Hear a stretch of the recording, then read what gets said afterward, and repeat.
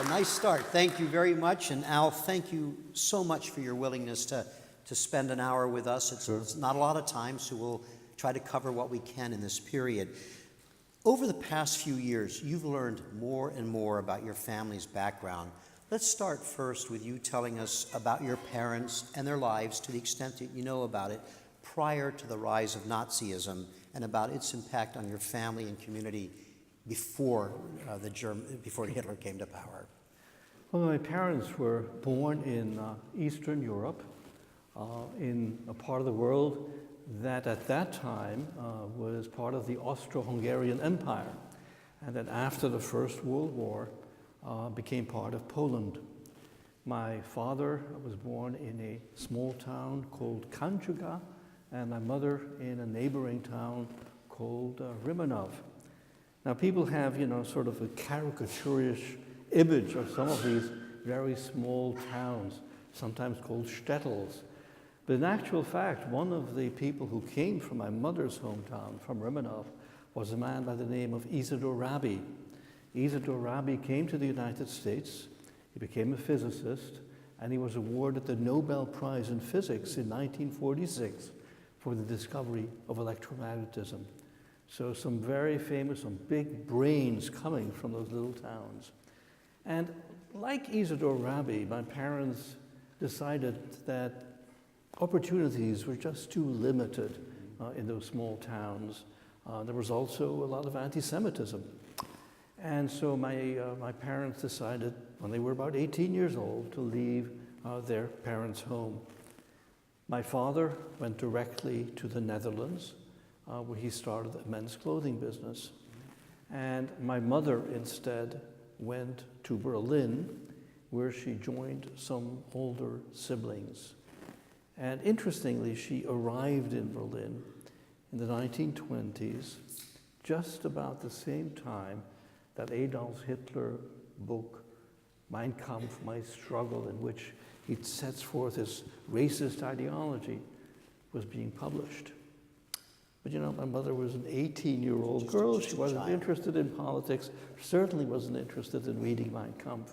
And so she really enjoyed her stay for the first time in a big city. Mm-hmm. And then in December 1932 is when she joined my father in Holland, her childhood sweetheart, and that's when they were married. Oh, so they came from the same town. Not the same town, neighboring towns, very close, okay. About 30 miles apart. Okay.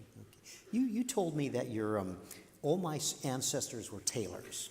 Was that true on both sides of the family? Absolutely.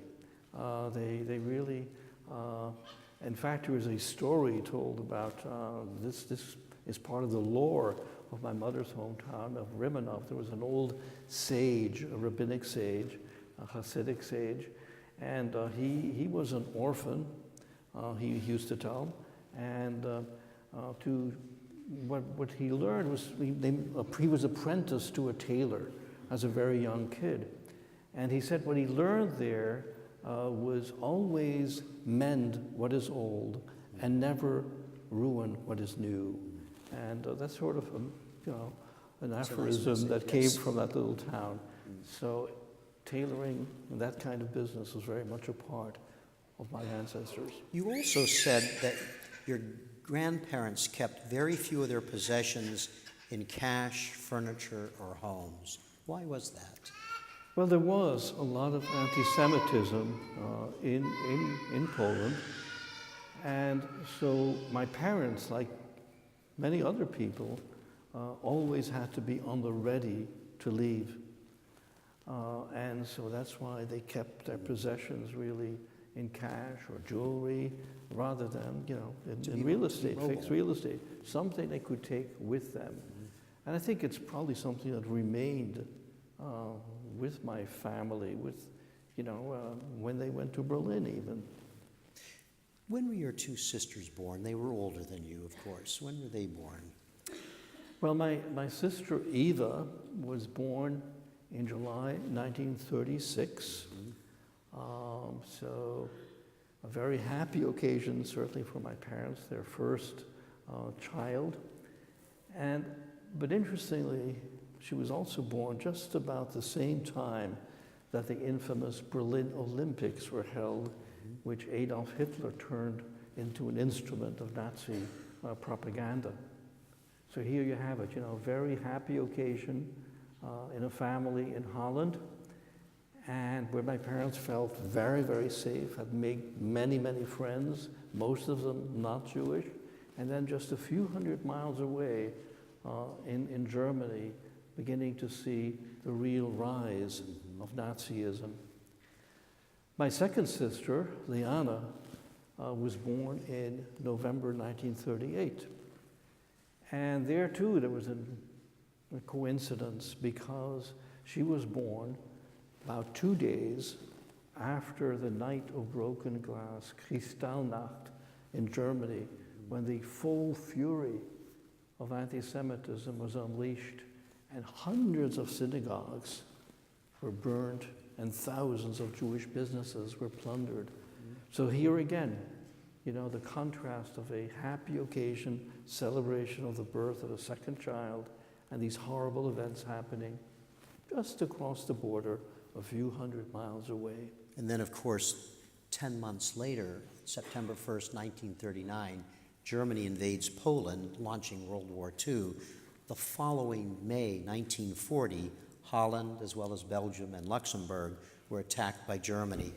Tell us what that meant for your family and for other Jews in Holland, both immediately after the Nazi occupation, but in the months that followed. Well, my mother told me that for the night of May 9th, 10th, 1940, my parents had been asked to provide shelter to host a man who was a member of the Dutch resistance movement. And he had a briefcase with him, my mother told me, in which he had plans to preemptively destroy the big railroad center in the city of Utrecht. The idea being that by destroying that railroad center, they would slow down any kind of invasion coming from Germany. But that morning, May 10th, 1940, my parents and their guests turned on the radio and heard that the port city of Rotterdam, the largest port city in Europe still today, had been bombed and destroyed by Nazi invaders. And a few minutes later, Queen Wilhelmina of the Netherlands came on the radio and announced that Holland had surrendered. And she asked people to continue to do their duty wherever they happened to find themselves. My parents guessed this man from the Dutch resistance movement was the first one to speak up. And he said in Dutch, "Goddank, het is ten einde." Thank God, it's over. As far as he was concerned, he had been part of the resistance. He had tried to do what he could to slow down any invasion, and now he would just have to try to accommodate to living under an occupation. But that wasn't going to go away. They were now here. That's right. Yeah. But for my parents, looking at their little kids, they knew, and knowing what had happened in Germany and in Poland, they knew that things were going to get very rough, and that they were going to be basically all alone. And almost immediately, in fact, all sorts of restrictions on Jewish life were put in place. Jews had to register all their property to make it easier for the property to eventually be confiscated. Jewish men had to take a new middle name, Israel. Jewish women, a new middle name, Sarah, so they could always be identified as being Jewish. And that was now part of their legal name. Absolutely, that became part of their legal name. And of course, they had to register as Jews in addition to that. And then there were some regulations that really made very little sense. Jews were banned from using public transportation. They were banned from going into public parks. Just a way, really, of humiliating them and setting them apart from the rest of the population. Now, when you have a regulation that really makes very little sense, you tend to ignore it. And so my mother told me that one day she did go into the park with my little sister's baby carriage. And one day while she was there, a German woman approached, and my mother got scared. Her heart almost stopped, she told me. And because she wasn't supposed to be there. And the woman then looked at the baby carriage, and she looked at my little sister, and she saw blonde curls, blue eyes, and she turned to my mother and she said, "Ah, you can tell that this is good German Aryan blood." Well, my mother had a sigh of relief, thanked the woman, and of course, and then left the park, never to come back there. You mentioned Aryan, and something that I read that you had written. You wrote that on March 12th, 1941, all Jewish property is Aryanized. What did you mean by that? It meant basically that while people could still hold on to their possessions legally, it now became part of the German state. So whatever would happen to them in the future, this would be confiscated, would belong to the German state. Several months before you were born, your parents enrolled Eva in a Catholic school. Why did they do that? Well, this was their attempt, really, at hiding her Jewish identity. And then shortly thereafter, even my little sister Liana was also enrolled in a Catholic school. It's really a way of assuming a new Catholic identity and hiding their Jewish one. And plus, Jews were banned from going to school. And Jews at that time also were banned from going to public school, so it was just one option that was open to them. Al, you were born November 24th, 1941, almost, 23rd, excuse me, 1941, almost 19 months after the Nazis' occupation of Holland. Your parents, joyful, having the birth of a son, but in the midst of such circumstances, it had to have been accompanied by profound fear on their part at the same time. Do you know anything about their thoughts about that? This is something my mother would tell me many, many times. When she found out that she was pregnant again with me during the occupation, and this was an unplanned pregnancy, she told me. She went to see her obstetrician. This must have been early in 1941. And her obstetrician told her in no uncertain terms that she ought to have an abortion. He told her that it would be immoral to bring another Jewish life into the world. Now, my mother wasn't particularly religious at that time, but she did turn to the Bible for advice, and she read the story of a woman called Hannah. Hannah, you might remember, would go to the temple every year and pray that she might have a child, that she might conceive. And it was in reading of Hannah's agonizing desire to have a child that my mother decided she could not possibly have a pregnancy. Her obstetrician fired her as a patient. No kidding. And so 9 months later, I was born at home with the help of a nurse.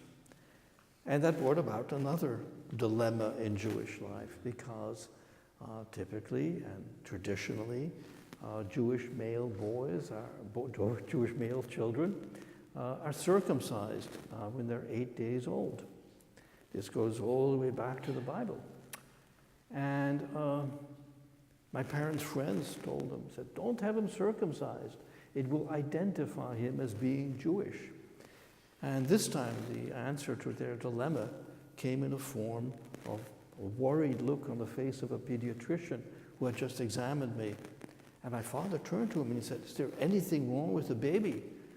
But then the pediatrician said, "No, it's just that your little boy needs a minor operation that we call a circumcision."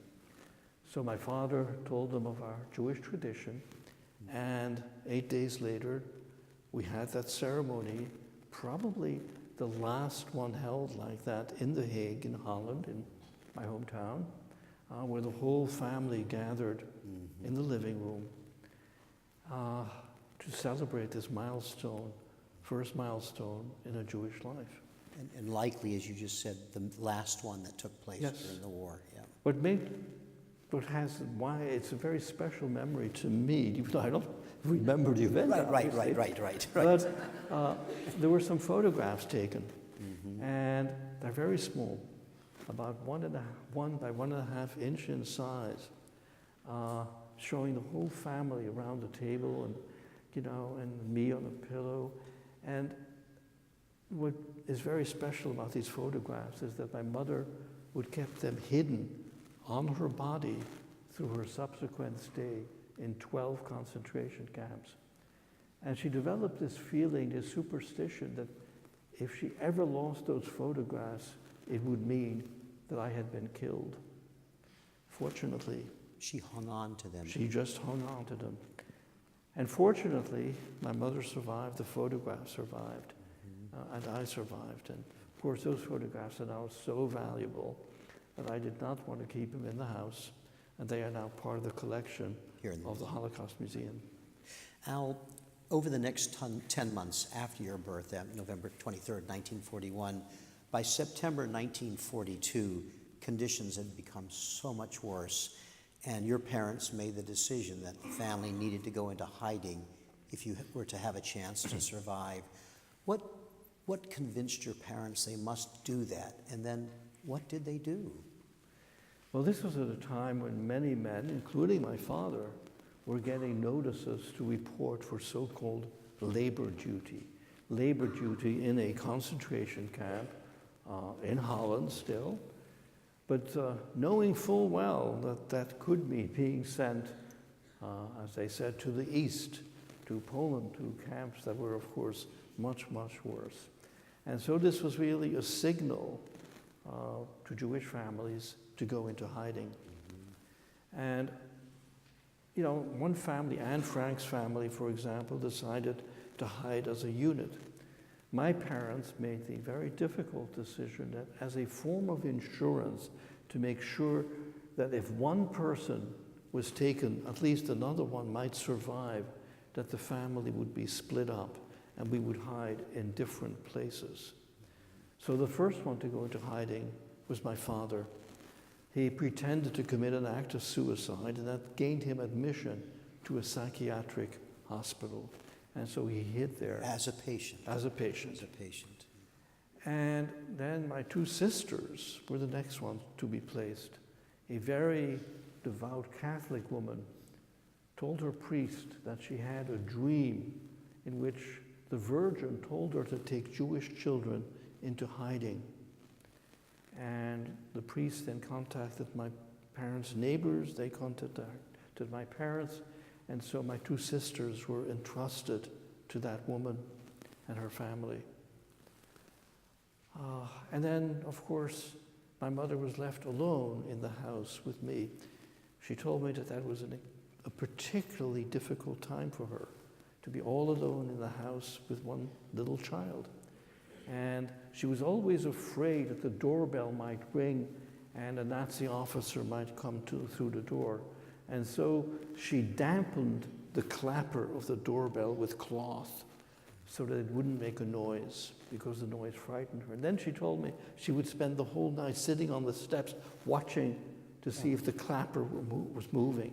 I was going to ask you that, after your father had gone into the psychiatric hospital, your mother handled the location, the hiding location of your sisters. I was going to ask you, how did your mother cope with that? I mean, immense responsibility by herself, probably not really sure where everybody was at that point because they're in hiding. Sure. What was that like for her? And you gave us a hint of that with really, anxiety.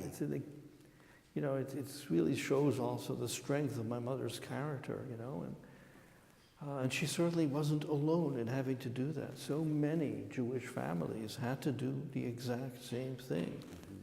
It was a terrible, terrible decision for my mother, and that's why she described as anxiety to me of being left alone with me. And then she finally had to find a place for me. Right. So Jewish male children were more difficult to place, but for the reasons you just described to us. I could be identified as being Jewish. And so finally, my mother's neighbor, a woman across the street, Annie Magna, agreed to take me. But she had had some bad run-ins with the Nazi occupiers, and so she got scared and passed me on to her sister. Then it turned out that the sister had a neighbor who was a member of the Dutch Nazi Party.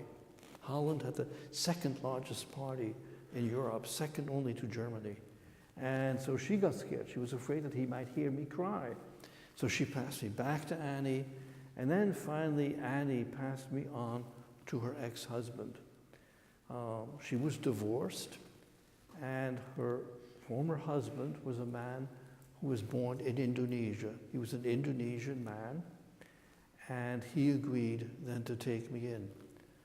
He had a nanny who had taken care of the 3 Matna children, and he had custody, partial custody, joint custody of those 3 children as well. And she is the one, Mima, this nanny, who really now became my mother. And that's how I ended up being placed with the Matna family. And I know we're going to turn back to your time with the Matna family. So now your mother's found a place for you, and she's now on her own. And so at this point, she closes, our house for the last time, and she joins my father in that same psychiatric hospital, in her case, pretending to be a nurse. And so that became her hiding place. Not for a very long time, but did the people in the psychiatric institution, did they believe your father was a patient, or the real patient, or were people in on it? And then did your mother acknowledge a relationship with your father, or did they have to keep that? I think they had to keep that secret. They really had to stay apart. Although my mother did tell me that on Christmas Day, 1942, somehow my 2 little sisters were brought there for a visit. This was something very daring. But that was the last time when you had a small reunion, really, of the Munzer family in that psychiatric hospital. There were many Jewish patients hiding in that same hospital. Your mother later, I think, shared with you some thoughts about that time and what that was like to be in that psychiatric hospital. Anything you can share with us? Yes, she told me that, looking, she had never come across or been involved or meeting people with a severe mental illness. And remember, this is a time before there were medications to treat, severe mental illness. And, so she was in contact. She saw people who were very, very different from anybody she had ever met before, with very strange behaviors, wearing, clothes that were totally out of fashion. And yet, she said, looking at those people in the hospital, she really wondered, where the mental illness was. Was it in the hospital, or was it in the world outside? Was the world outside really much more sick than these people? And as you just shared with us a few moments ago, you said that your sisters apparently were able to go Christmas 1942. Right after Christmas 1942, your parents were taken by the SS. That's correct. On New Year's Day, 1943, the hospital, the psychiatric hospital, was emptied of all patients and staff. And all of the patients were sent to a concentration camp, to Westerbork, a concentration camp, a transit camp as it's called, in the northernmost part of Holland. And my parents were initially... So patients and staff. Patients and staff. Okay. And my parents remained in Westerbork for several months. And my mother, took care of children who had been sent to that camp.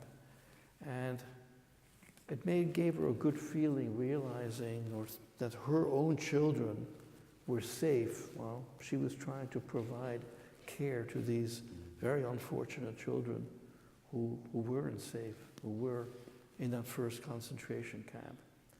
After a few months, My parents were transported from Westerbork to another camp in Holland, this time in the southernmost part of Holland, called Vught. And there they were assigned to do slave labor for the Philips electronics factory. And that's where my mother learned that working on electronics was one type of work that was essential to the German war effort and might save her life, though she had many other occupations in between.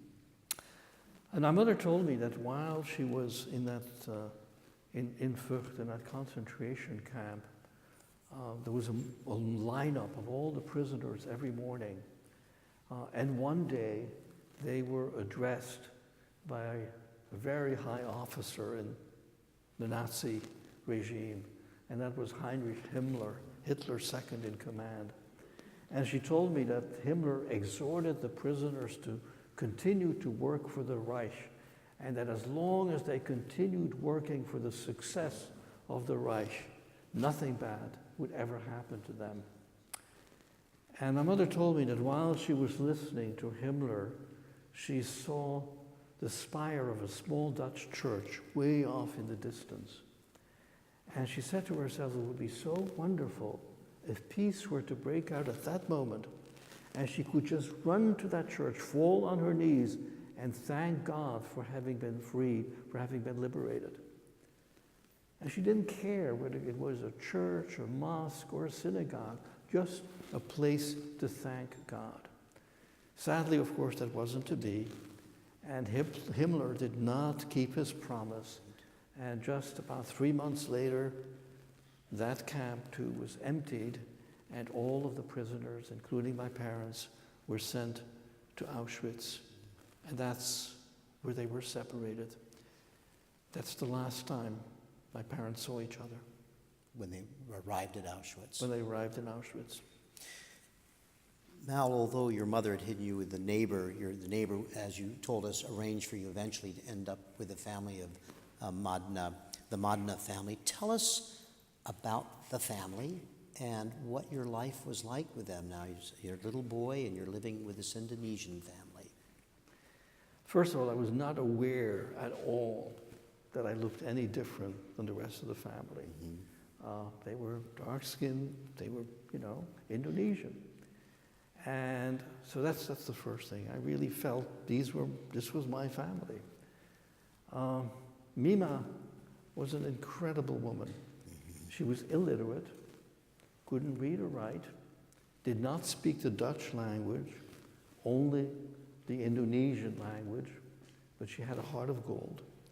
And she really treated me as her own child. And she would walk miles every day just to get milk for me. Everything was rationed, and so you had to have ration coupons to get milk. Since I was in the home illegally, couldn't use ration cards. You couldn't get ration cards, and so she had to scrounge around for milk.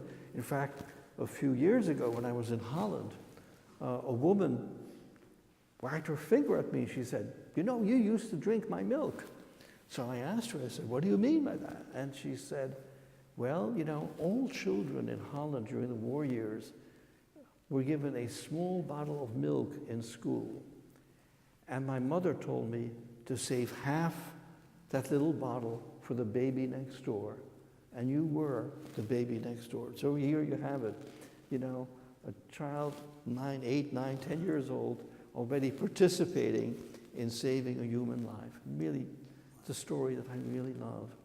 How old was Mima at that time? Mima was probably in her late 20s, early 30s. I'm not really sure. Probably mid-30s, because she had taken care of the Madna children, the 3 Madna children, earlier. In fact, 10 years earlier. So I'm not sure. No, there's very, very little known about her. I'm told that I slept in her bed and that she kept a knife under her pillow, vowing to kill any Nazi who might try to come and get me. So Al, here you are, this very young Caucasian child living in an Indonesian family in Nazi-occupied Holland. And how did the Madna family explain your presence? I mean, to outsiders, it would, at least somebody would be curious. Sure. So how did they explain that? Do you know? Well, first of all, the house really was searched several times while I was there. And what I remember about that is having to hide in a small cellar. And all I remember about it was playing with the Christmas decorations that were stored there. One of those memories that's very clear to me. But Papa Madna, that's what I called him for the rest of his life. Papa Madna would tell the Nazis that I was the illegitimate child of his ex-wife and that she now had a new boyfriend who did not want me around. And that's how he explained my presence. One of several stories he made up. Mm-hmm. Much later this was towards the really end of the war, when he wasn't feeling so scared, and actually took me out of the house, and people would sort of look at him and see the child and would ask him, well, who's this baby? Mm-hmm. And he said, well, that's my son. And then he said, he took pleasure in watching people's reactions, people shaking their heads, and they said, as they said, this stupid Indonesian man doesn't even know that his wife is sleeping around.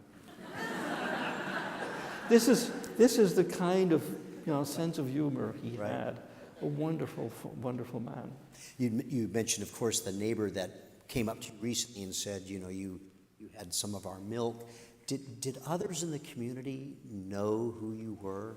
The Indonesian community was very much aware of my presence in the house, because many years later, for example, when I came to visit Papa Madna, after I had moved to the United States, we went to an Indonesian grocery store. And the man behind the counter immediately said, Bobby. Bobby, by the way, was my name while I was in hiding with the Madna family, Bobby. And for many, many years, the family, in addition to 3 children, there was also a little dog in the family. And I always thought that I was called Bobby after the little dog. The reason being that if people heard Bobby being called, they would think, well, they're just calling the little dog. And then just a few years ago, I told this to one of my foster sisters, Devi Madna. She's now 87 years old, still living in Holland. And I told her the story, and she said, oh, no. She said, you're absolutely wrong. The dog's name wasn't Bobby. The dog's name was Teddy. And so there went that whole theory. So in actual fact, I was probably called Bobby because the boy in the Madna family was called Robbie. And so Robbie and Bobby being very close, the same theory. People hearing Bobby, they would think, they're just calling Robbie. Mm-hmm. And that's probably I was given that name. There were a few, I was not allowed out of the house. The only view I had of the outside world was looking through a mail slot. There were a few neighbor children who were allowed to come and play with me. And the reason is that they were trusted was that they were German, but they were German, their family was communist. And so they had escaped from Germany into Holland because they also feared Adolf Hitler. And because they were communists, they were trusted by the Madna family to come in and play with me.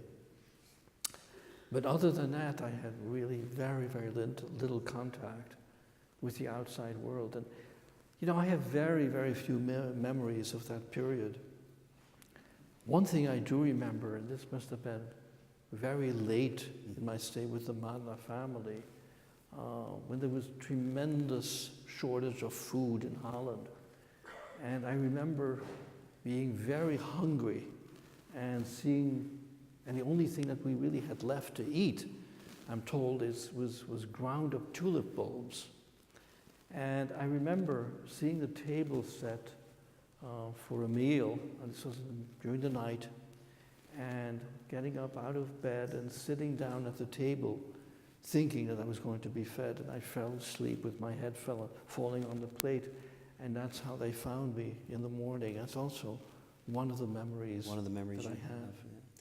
Yeah. Al, as you told us earlier, before your mother found the hiding place for you, she'd found a hiding place for Eva and Liana with a Catholic family. Tragically, in February 1944, your sisters were taken by the SS. Will you tell us about that? Yes, while I was very safe and happy, with the Madna family, the story of my sisters was totally different. There, the husband of the woman who had taken in my sisters denounced his own wife to the Nazis as hiding 2 Jewish children. And so the Nazis took his wife. She was imprisoned, eventually freed, but my 2 sisters were immediately taken to Westerbork and then immediately sent on to Auschwitz, where they were killed in February 1944. They were only 6 and 8 years old. And so I really never knew my sisters. Do you have any other photographs of them besides the one we saw earlier? Yes, I actually have many, many photographs. And, my mother used to keep those in a box. And I call that my family in a box. And gradually she would tell me stories and bring the stories alive. We'll talk about how I was reunited with my mother, but it took me a long time to come to understand what had happened to my sisters after the war. My mother's neighbors would show me notebooks that my sister Eva had written in when she was only, 6 years old. And she had this beautiful handwriting, and I would really be jealous of my 2 little sisters because I had no comprehension, no understanding of what had happened to them. And then very gradually I came to understand that there were some people who did not come back. That's the term that people use. Some people came back and others did not come back, and that somehow my sisters had gone to a place where they did not come back from. Al, the war ended in Europe in May 1945. Your mother returned in August.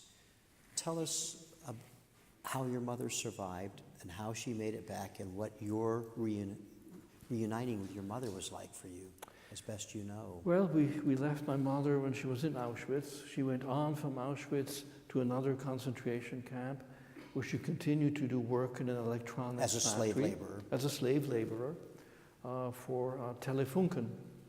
And there she assembled radio tubes, and my mother began to take real pleasure in the fact that she worked alongside German soldiers who had been repatriated from the Eastern Front and who had been severely injured so that they were no longer useful on the battlefield. And they had become so anti-Hitler that they did everything to sabotage the workings of the factory.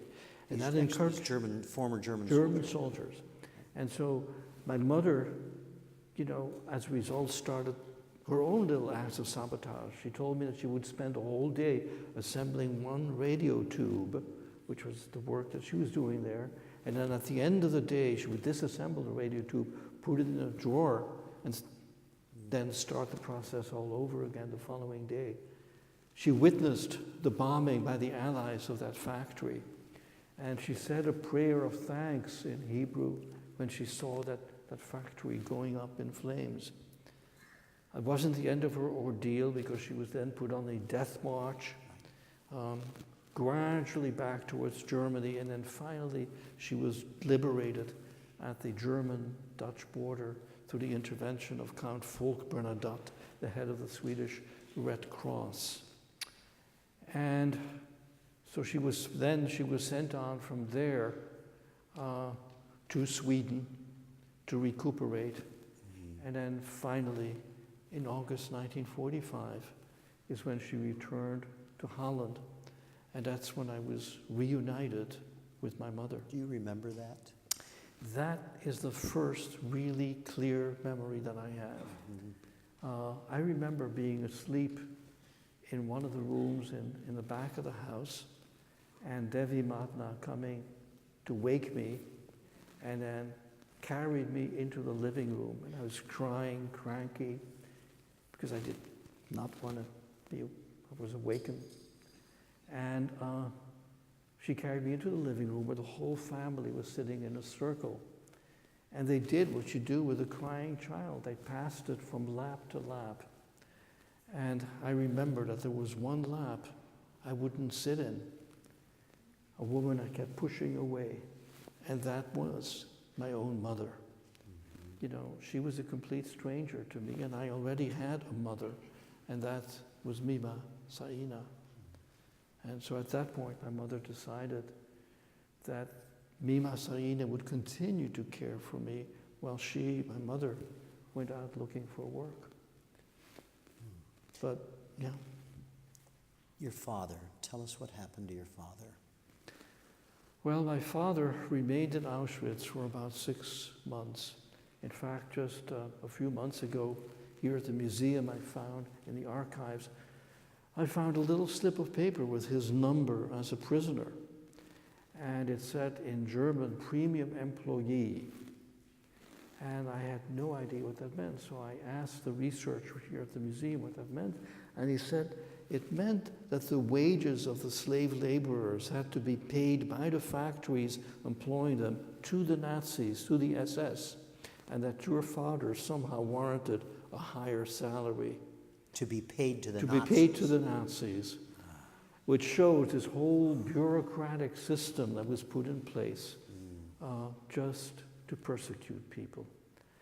My father remained, as I said, remained in Auschwitz for 6 months, then was sent on to 3 camps in Austria, Mauthausen, then Gusen, Steyr, and actually a 4th camp, Ebensee. And in Ebensee, he did slave labor again under terrible conditions, assembling V2 rockets in abandoned salt mines. At the end of the war. This was really at the very end of the war. And he survived to see liberation by the American Army in May 1945. But he was so weak that he died 2 months later. And I never got to meet him. And he was buried in the concentration camp, the Ebensee concentration camp, which is now a cemetery. And you've been there, right? I've been there. It's really, it's one of the most beautiful places in the world. I'm sure that many of you have seen the movie Sound of Music. Well, that's where the Sound of Music was filmed.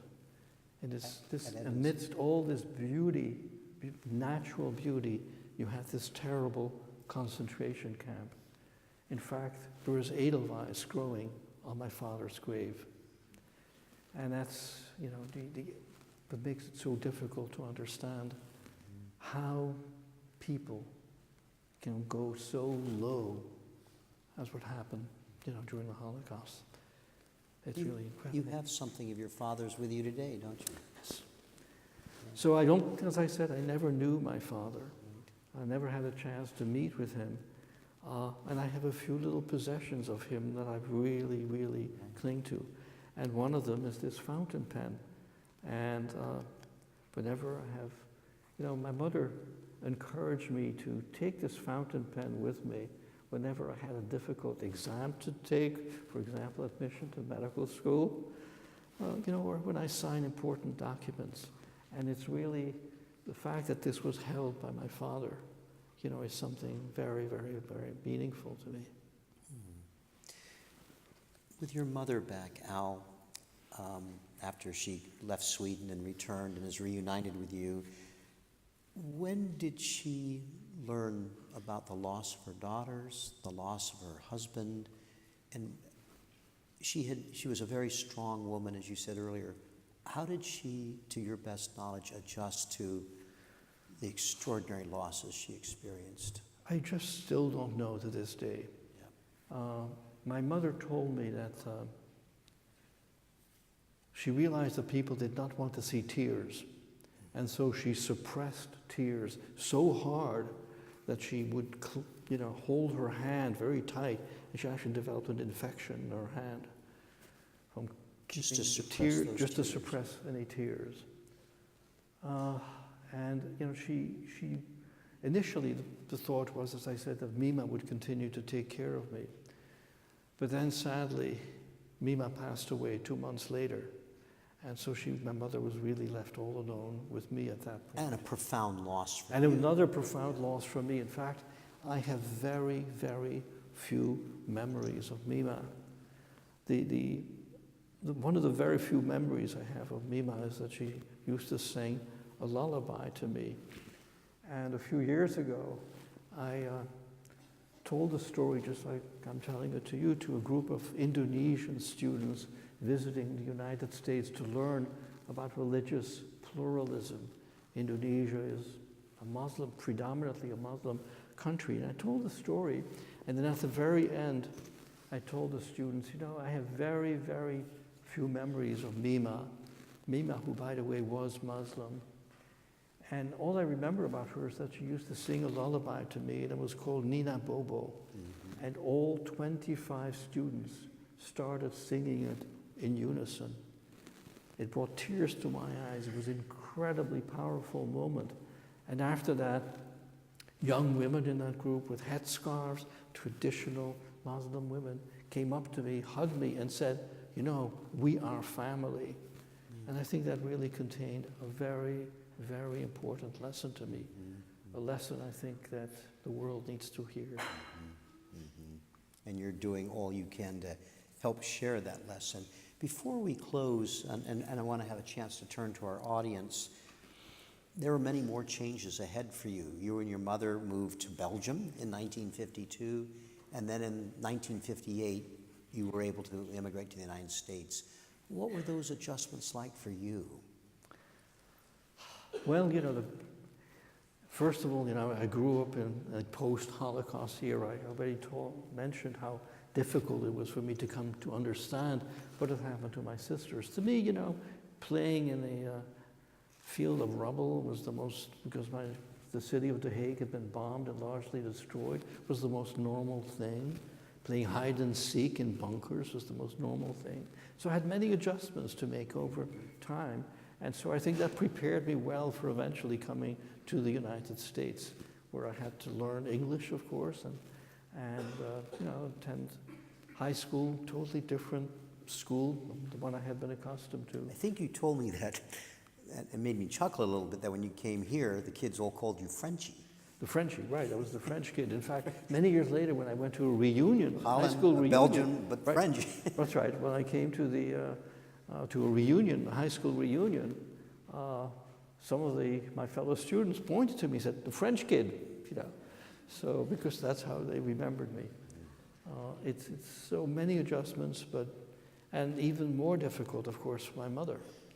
And she had to go to work, come to the United States, but coming to the United States was really very important. It was a way for her to break away, really make a complete break with all the bad memories of all the things that had happened in Holland and, of course, in the concentration camps, and really begin begin life anew, which she was able to do in the United States.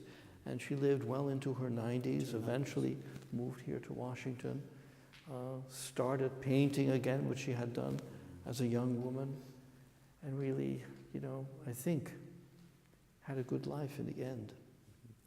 Al, did any other members of your extended family survive? The only person who survived was a brother of my mother's.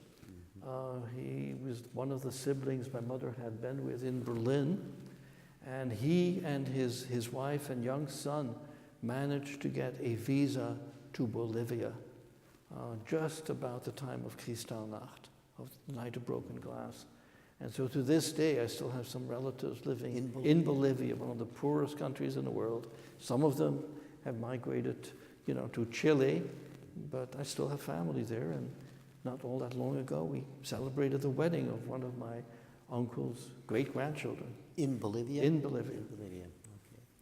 Al, I think we have time for a couple of questions from our audience. Are you up for that? Absolutely. I'd like to ask you to stay with us during the question period over the next few minutes because we're going to conclude with some closing remarks from Al. We have microphones in both aisles. We ask that you wait till you have a microphone in your hand. They'll help identify you because we have difficulty actually seeing you with the lights, so we'll try to spot hands as best we can. I will repeat the question as best I can just to make sure that Al and all of us actually hear it before he responds to it. So I think, is there a, there we go, we've got... Yes, hi, fantastic story. First of all, how old were you when your mother started telling you her story? And did she volunteer it, or did you have to encourage it? What was the last part of it? Or did she encourage? Did she volunteer her story, or did you have to encourage her telling your story? When did your mom begin telling you what happened, her story and all about your family, and did you have to encourage her to do that? Well, it was a very gradual process, you know, as I said before, the first thing, learning about my sisters, then learning about my father, and then, you know, beginning to go through all the photographs of the family. And that started, you know, at a very young age, actually. And then when, you know, I heard little bits and pieces, and then after the Holocaust television series in the early 1960s is when I decided that I really needed to know the whole story, that it was very important for me to know. So I sat down with my mother and a map, and I asked her to tell me exactly what had happened, excuse me, and what concentration camps she had been in at what time. And that's when I began to reconstruct the whole story. And, excuse me. She did that really voluntarily.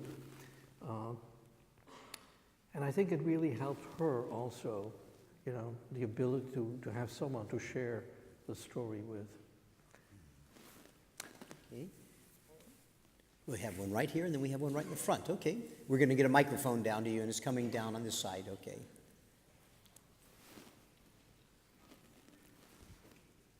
There you go. How old were you when you came to the U.S., and which part of the U.S. did you live in and move to? Okay. How old were you when you came to the U.S., and where did you move to? Well, we came to the United States in 1958. It really took a very long time, actually, to get a visa to the United States, since we really did not have any close relatives here. So she'd been trying for a while. She had been trying for a while, yes. Yeah.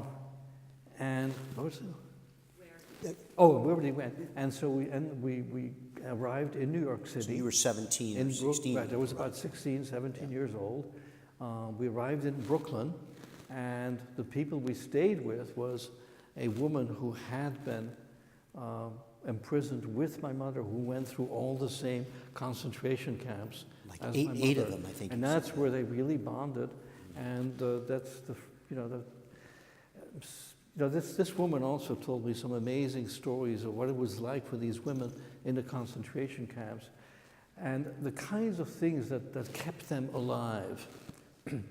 And so in her case, this woman's case, her name was Hella, she somehow managed to smuggle a corset into the camp. A corset. A corset. And the women would take turns wearing that corset. And it was sort of their way of continuing to believe that there was a world outside the camps. An amazing, you know, really funny type of thing. Just in the way, a totally different way from the way my mother held on to those little photographs, right, which kept her alive, she told me. I'm glad I hadn't heard that before. Thank you. We have a question right down here in the front row, so here comes your mic. Okay. We will be able to hear you, but we want to make sure everybody in the back hears you. Okay. Hi. With the inability to leave the house that you were staying at Mimi's, and Mimi being illiterate, when did you start being able to read and write in any language? Oh, okay. Question is, with Mima not being able to speak English, and limited education. When did you begin, and couldn't go to school, obviously, when did you begin to learn to read and write?